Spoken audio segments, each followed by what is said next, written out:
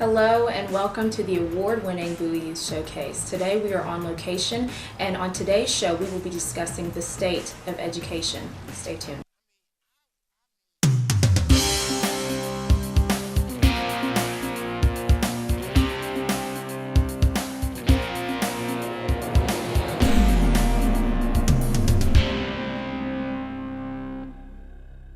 Hello and welcome to the award-winning Bowie Youth Showcase. I'm your host, Kashara. Today we're on location and we are discussing the state of education.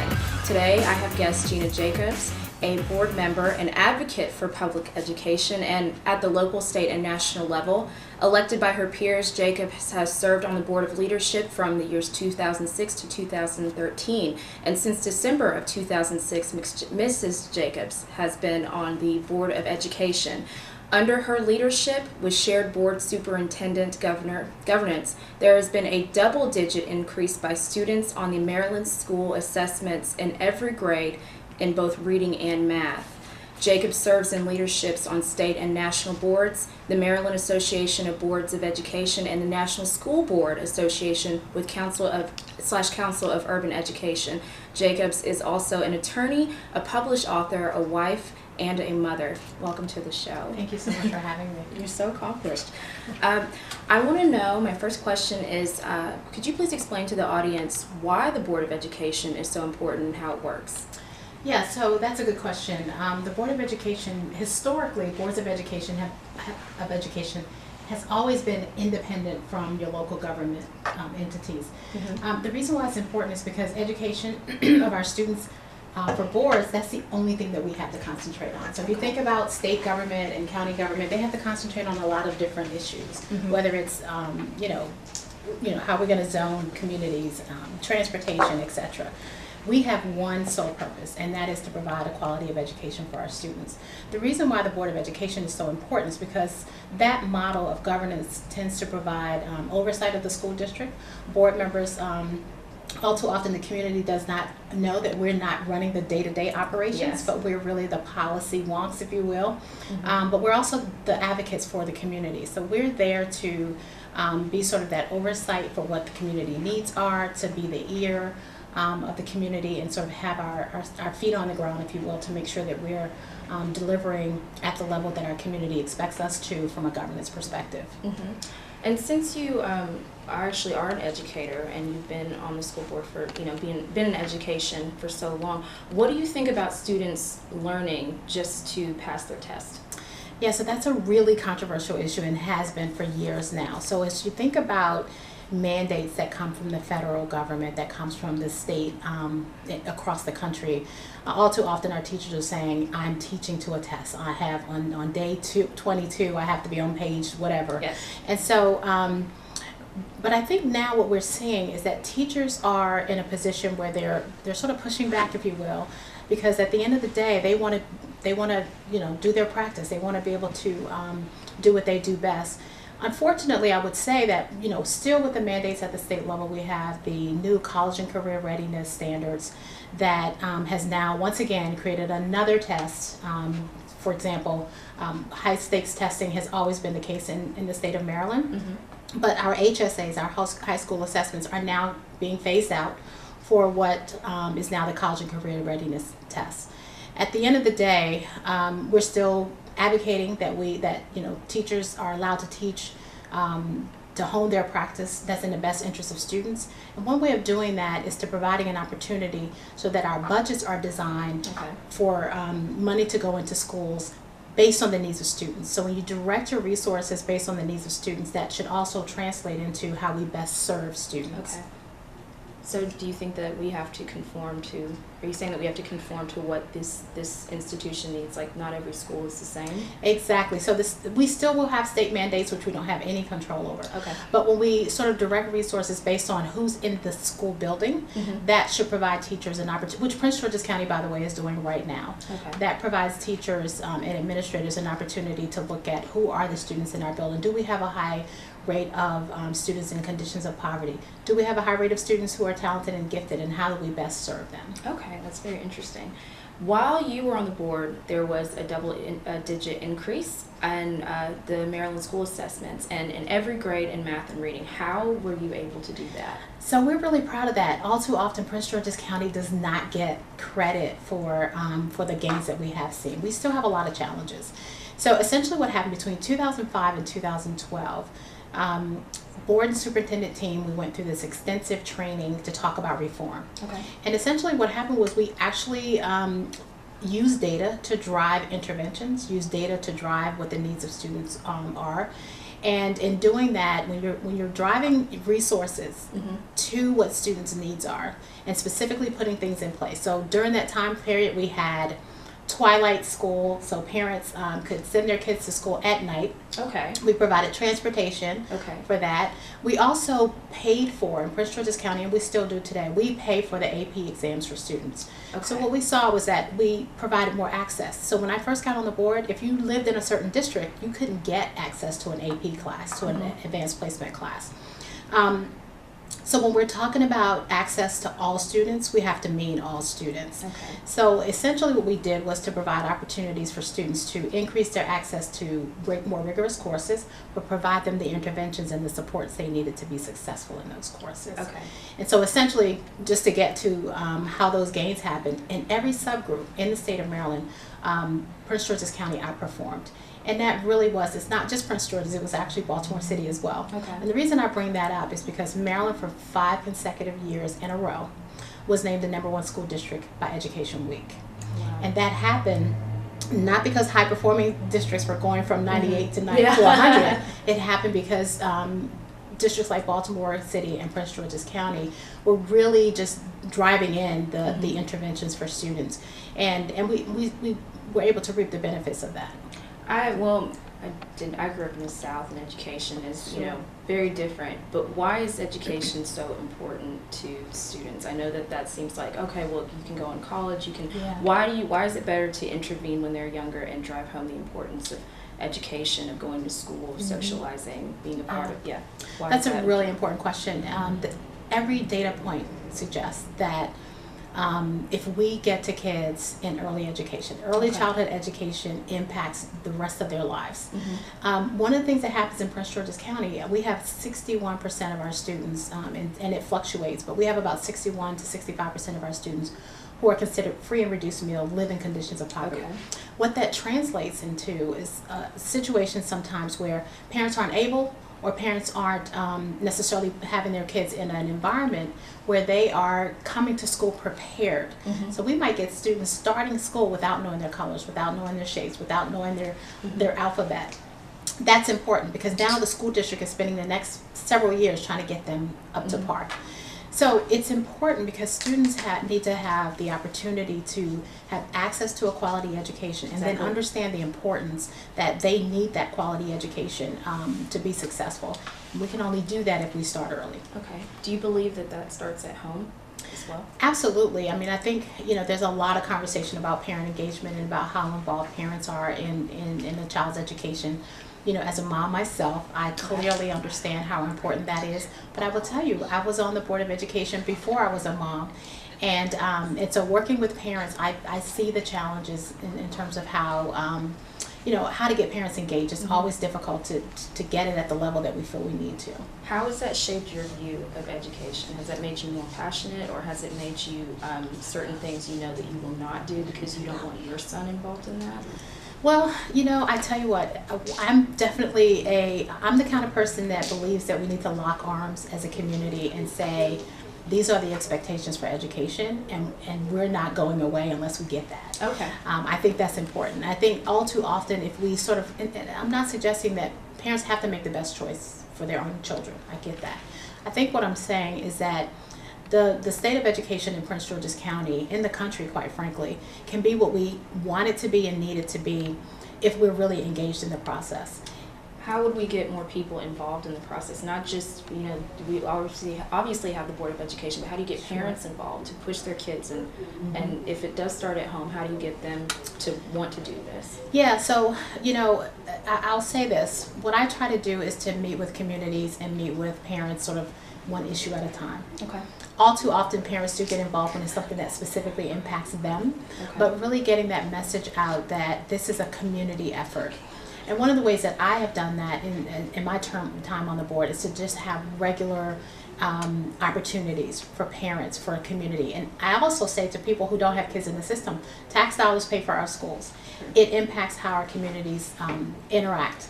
And so part of my role I see is to bring communities together, and I do that in a way, I'll have, education forum series, a series of forums, and invite the community to come out. I also go to my PTA meetings and try to engage parents that way. It's a tough thing, as I said, not just in Prince George's County, but across the country to get parents engaged. So the other thing that I would say is that sometimes parents aren't engaged because they're intimidated by such a huge system. Okay. And we sort of take that for granted. So starting something like a parent university or something that also provides resources to parents to get them there, teach them how to be better advocates for their kids. And, all too often we have parents they care. Parents do care about their kids, and sometimes we just have to give them the tools they need to be better advocates. Okay. Are there any programs that you helped create in the Maryland school system? And if not, what programs do you stand behind? Yeah, so I served as president of the Maryland Association of Boards of Education, and in that capacity, I had the opportunity to really get a different view of the state entirely. And so the programs that I really support are those that are directly related to student achievement. So for example, the Maryland College and Career Readiness Work Group is something that I established as a president of MABE. And in doing that, I brought together districts from across the state, and we talk about what's best for students. So for example, one of the things that stood out for us was that there's no benchmarks that are established yet for the PART test, to put it quite frankly. And so there were advocates that said it shouldn't count towards teacher evaluations. And we said, well, then how is it going to impact students? I support alternative education options for students. I think all too often we don't have enough alternative ed options. And what I mean by that, all kids don't learn in the traditional classroom. And so providing them the opportunity to, college and career readiness means the same thing. All too often we think, well, maybe we should just have a vocational school. Perhaps we should have alternatives like that. But in terms of being college and career readiness, our students should be given the opportunity to decide whether they're going to college, not they can't go to college. Right. So I support those alternative ed opportunities. I also support enhanced programs for our special education population. Oh, wow. Our Prince George's County has about 11% special education population, and all too often we're not providing them enough resources. Parents, feel like their students still need to have additional resources. Now, along with the with education, are you teaching them life skills? I'm talking the special education. Are you teaching them life skills, or is it just whatever they would traditionally have to learn in school? So our special education population is required by the state to get this a similar or the same level of quality. However, they can be put on a different track depending on what their disability is. Okay. So and that's guided by some federal provisions, etc. But clearly, yes, that's the ability to teach special education students life skills is part of what's required for their graduation. It's part of what's required as a district to determine whether we're meeting their needs. Do you think that could be geared towards other students, not the special education population? Do you think that should be geared towards them? I've noticed that of course we need to teach our kids basic math skills, but when you're 20 years old and you don't know how to file taxes, where do you think that we are supposed to learn that? Yeah, so the way I would answer that is to say we absolutely should be teaching our kids more than reading and math. We have been I would say blessed, quite frankly, in Prince George's County to get a partnership with Capital One, Okay. where they have a Capital One bank. We have a finance park where students actually go and they learn life skills. So they're given, two students might be paired together and they're a married couple, and they're given, what their expenses are going to be. They're told the kinds of things that they need to do. We should broaden that across the district. Okay. But our students do get an opportunity to learn those kinds of life skills. Okay, what do you think about Maryland launching the new statewide education resource initiative? So I think it was a good idea. When I was president of the Maryland Association of Boards of Education, I got an opportunity to sort of go through the new resource guide. What I would say though is that teachers aren't necessarily accessing it as much as they could or should.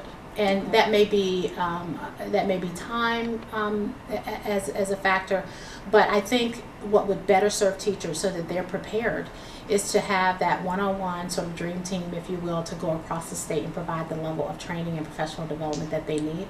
But I think the resource guide is actually a great idea, so that teachers can have somewhere to go to say, how do I deal with this particular issue? How do I teach my students along these lines? And so I think it's a good opportunity for teachers. It's just making sure they have an opportunity to access it.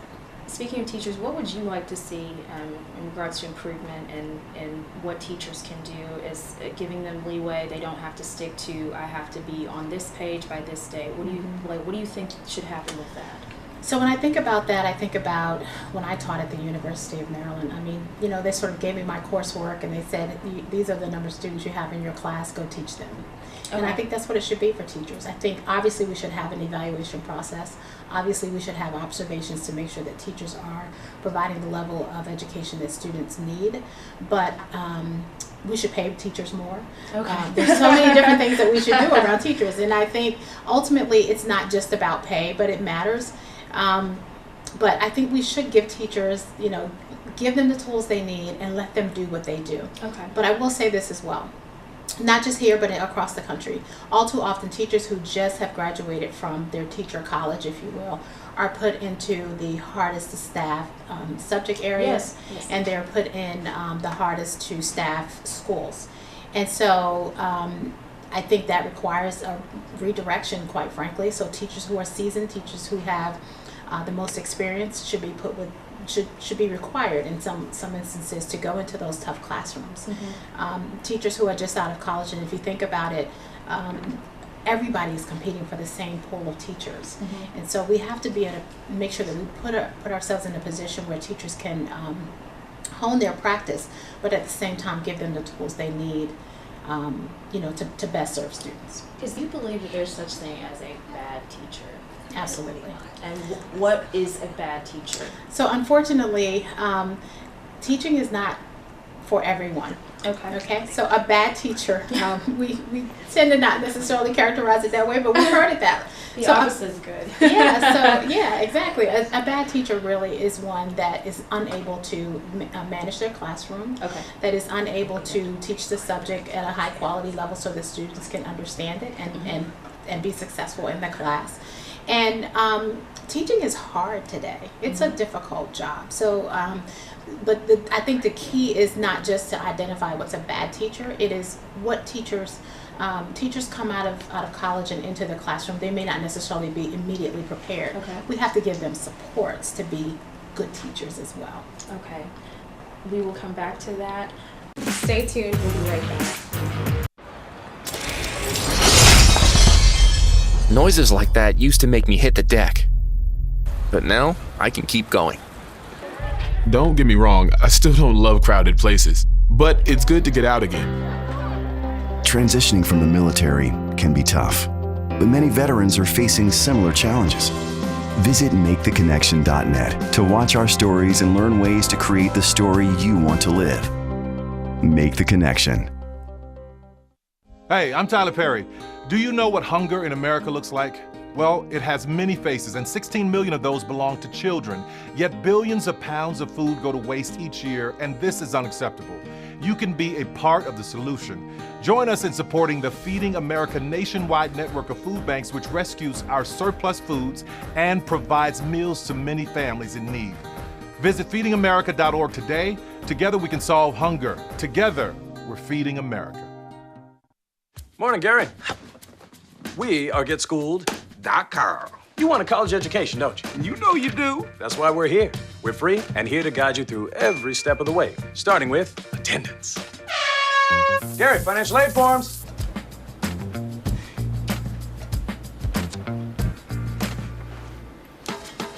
Picking a college, man. You and us. We go together like tacos and Tuesday. And I love tacos. Go to GetSchooled.com. Welcome back to the Bowie Youth Showcase. We're here with Jeana Jacobs, and we are talking about the state of education. We left off talking about teachers, and actually I wanted to know what you could do to combat bad teaching. Yeah, so that's a loaded question. I would say to you that our teachers are represented by unions. Okay. There is a process that, if there's a teacher that's struggling, the first question is, are we providing them the supports that they need to be a better teacher? Mm-hmm. But once they go through a process and we have to do what's in the best interest of students, then there's a due process order that happens for how do you exit teachers who are not doing so well. Mm-hmm. And that requires interventions with their union and essentially in the state of Maryland you can a teacher with 2 consecutive years of not performing so well can be exited with prejudice or without. Okay. And so they could potentially go to another school district with some additional supports. But essentially, there's a standard process for exiting bad teachers. Okay. Is there also retraining that goes along with that? So so before you exit a teacher, that's what I meant by having some interventions to see that what is it that they're suffering in. What areas do they need the supports. Okay. We also like to have mentoring teachers. One of the things that happens is that we have great teachers who then want to move on to the administrator level. And so providing the kinds of incentives to have good teachers stay in the classroom and be mentors for other teachers is one of the things that we've implemented that seems to be working quite well. Okay. Now, Maryland has a cohort graduation rate. Do you think that that's been effective, and why? I do. As a matter of fact, years ago we were talking about who entered the 12th grade and exited the 12th grade. That's really not when you think about it, that's not necessarily an accurate number of our graduation rate. Okay. So how many students entered the 9th grade and exited the 12th grade? Okay. And so that cohort model provides not only an opportunity to look at it more comprehensively, it also provides an opportunity to look at the same group of students and realize what data applied to that group of students and what interventions did we give to them to make sure that they all exited the 12th grade. Okay. So I think that is a good model. Okay. Is PG, Prince George's County, using a cohort, and if not, why? Actually, yes, we are. Okay. The Maryland State Department of Education some years ago started to require districts to do that. The reason that's the reason that I think it's successful. But what we've also noticed is that we've had increases over the last several years in the graduation rate based on this cohort model. Okay. But it's not just because we look at entering students in the 9th grade and do the exit to 12th. It's what interventions are you doing in the meantime. Okay. So that's been helpful for our ability to not only track students, but then give them interventions along the way. So we know that jump middle school and then into high school is always a problem for kids as they are growing and developing. And so realizing those kinds of things and then looking at, to your point earlier, what life skills do they need to help them to get through the school year as well has been really, really helpful for them. Okay, do you think the Board of Education has ever considered doing a study on other school systems throughout the country? And if so, have you seen one that Prince George's County could emulate? So the way I would answer that is to say, yes, it's sort of an ongoing, in education, everybody's always looking at each other, to be honest with you. Sometimes people compare themselves only to themselves. But in Prince George's County, quite frankly, another thing that sometimes the community doesn't know, a lot of other districts actually look to us for some of the intervention models, but they do that because we're a system that's considered one that is constantly in intervention mode. How do we best help students? But what I would say to you is that in my role as the vice chair of the Council of Urban Boards of Education, it's given me sort of insight into what other urban districts look like in the country. Okay. And what I would say is that the models are similar in the sense that we're all looking at it's a very different story when you're talking about kids in urban districts than you're talking about rural or etc. Sometimes we have the same issues, but it is very different in terms of how students learn and the interventions that they need. Budgets, for example, are very different in urban districts. You know, we get a lot of money in Prince George's County for education, but our needs are so high. Okay. So to answer your question, yes, we're always looking at other districts to do comparisons, but I would caution that we should look at like-size districts and like demographics in terms of how we can best serve the needs of our students. Okay, thank you so much, Jeana, for giving us insight on teaching, improving student needs, and of course, what we can look forward to in the future for Prince George's County. Thank you so much for having me. Marie, you have pre-diabetes. Pre-diabetes? I don't have time to eat right or exercise. I'm a busy mom. Oh, you're a busy mom. Yeah. This is great news. Busy moms never get pre-diabetes. Wait, what? Let me just... Yeah, this is all the people at risk for pre-diabetes, and way over here, busy moms. No?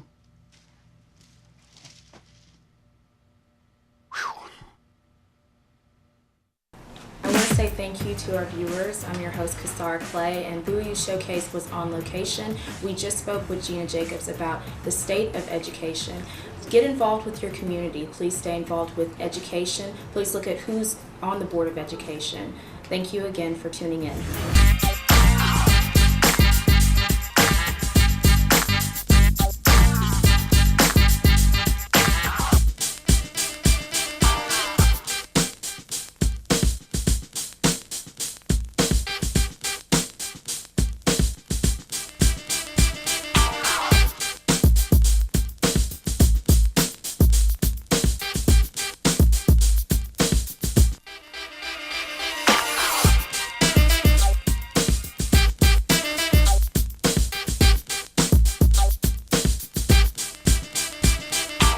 Because my parents told me I have to be responsible. Because my first coach told me, you can do this. Because my teacher helped me see the choices. Because my coach treated me like everybody else. Because my boss showed me how to do a good job. Because a mentor believed in my potential. Is why I am where I am today. I'm swimming faster than I ever dreamed I could. I discovered that I could work as an artist. I led my high school team to 2 championships. I am a valuable employee. I have a career that I am passionate about. I will be whatever I want to be. What can you do? What can you do? Like all young people, youth with disabilities should grow up expecting to work and succeed. For more information, visit whatcanyoudocampaign.org.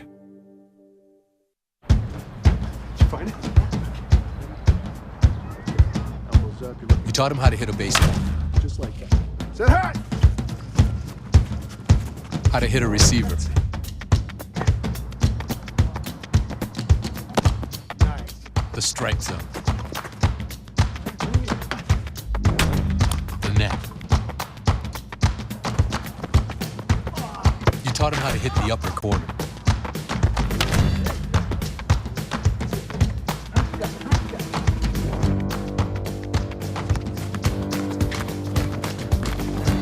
You even taught him how to hit the open man. But how much time have you spent teaching him what not to hit?